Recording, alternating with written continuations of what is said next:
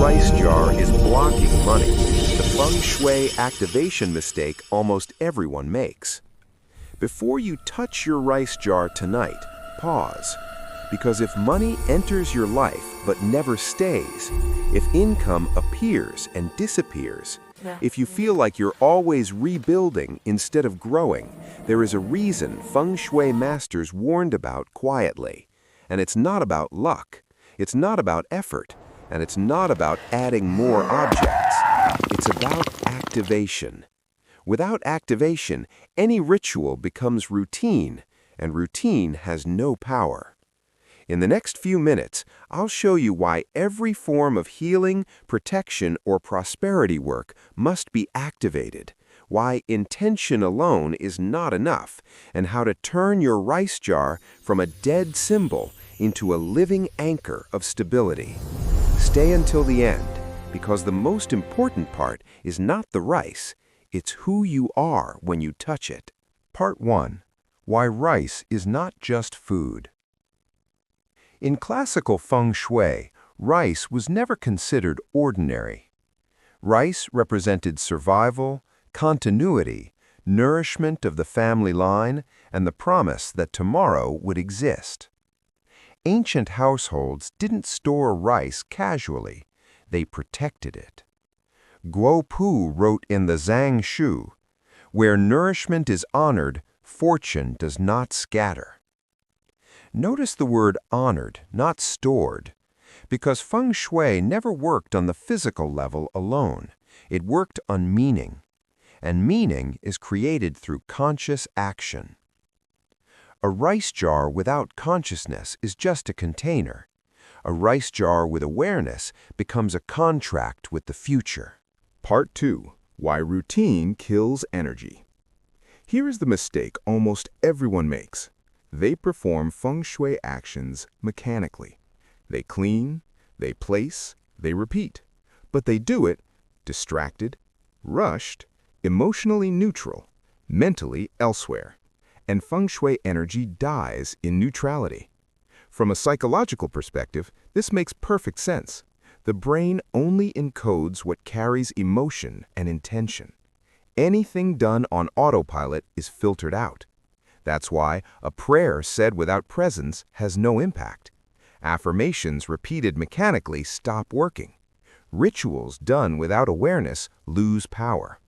Healing, protection, and prosperity require activation. Otherwise, it's just choreography. Part 3. What activation really means.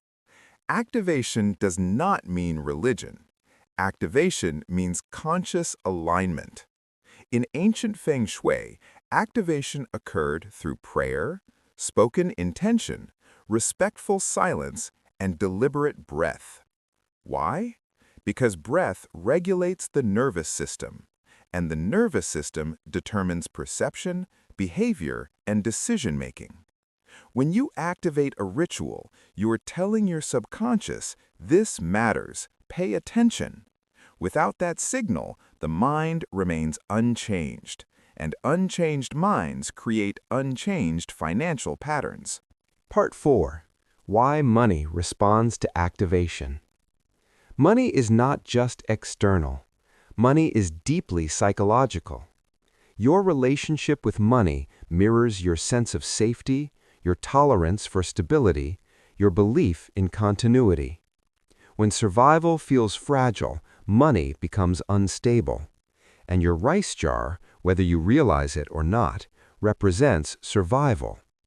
If you touch it unconsciously, you reinforce survival anxiety. If you activate it consciously, you teach your nervous system that life is supported. That shift alone changes how you price your work, how long you tolerate under-earning, how confidently you receive opportunities. Part 5. The activation ritual. Now let's do this properly, not as a habit, not as superstition, but as activated Feng Shui. Step 1. Clear the old cycle. Remove all rice. Clean the jar slowly. As you clean, breathe deeply and silently acknowledge, This cycle is complete. This step closes energetic and psychological loops. Step 2. Prepare yourself first. Before touching the new rice, stop. Feet grounded, shoulders relaxed, breathing steady. This is critical. You are not activating the jar, you are activating your state. Step 3. Add fresh rice with prayer. As you place the rice, say softly or internally, I nourish stability. Stability nourishes my life. My life welcomes abundance. This prayer is not for the universe, it's for your subconscious. Step 4. The coin as a seal. Hold the coin briefly. Feel its weight. Then say, what is protected grows. What is respected stays. Place it beneath the rice, unseen. Hidden wealth teaches the mind patience and permanence. Step 5. Seal the activation. Close the jar gently. Pause for one breath. That pause is the seal. Part 6. Why this works so quickly. People often say something shifted fast.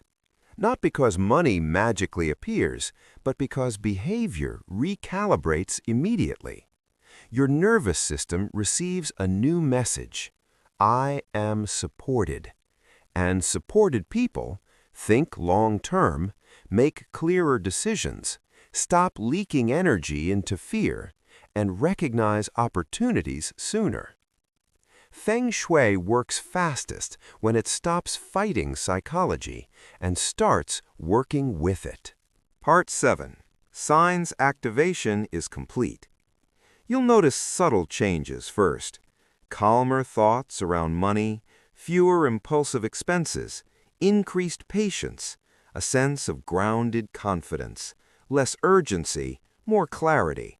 These are wealth foundations, not coincidences. Closing, the real teaching. Objects do nothing by themselves. Symbols require activation. Healing requires awareness. Protection requires intention. Prosperity requires alignment. Without activation, Feng Shui becomes decoration. With activation, it becomes transformation.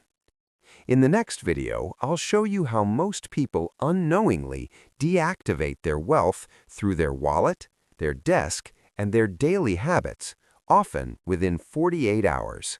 Stay with me. This is where ritual becomes reality.